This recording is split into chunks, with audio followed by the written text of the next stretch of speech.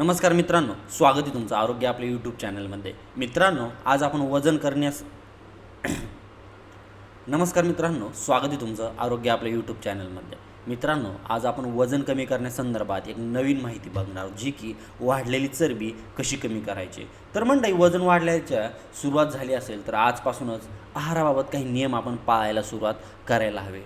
हे काही साध्या आणि सोप्या गोष्टीत आम्ही तुम्हाला सांगणार आहोत. तर मंडळी, कारण ह्या गोष्टीमुळे पचनक्रिया आणि चयापचयक्रिया अधिक चांगली राहते. त्यामुळे अन्नपचन व्यवस्थित झाल्याने शरीरात अतिरिक्त चरबी साचून राहत नाही.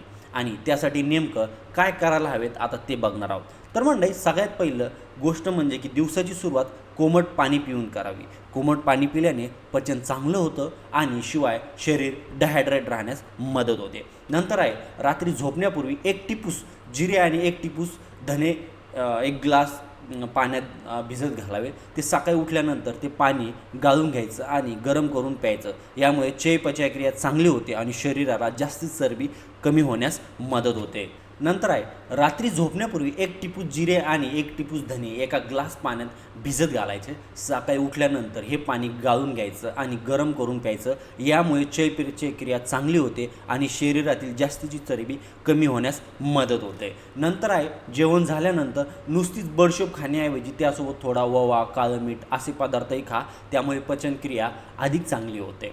आणि जेवणाची सुरुवात करण्यापूर्वी सलाड, कोशिंबिरी, कडधान्याची उसळ असे पदार्थ खाण्यास भर द्या. या पदार्थामध्ये फायबर आणि प्रोटीन जास्त असल्याने तब्येतीलाही फायदा होतो आणि वजन कमी होतं.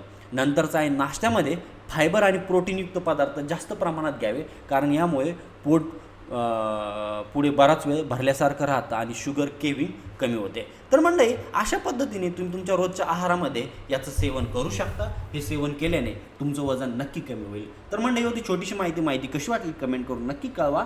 धन्यवाद.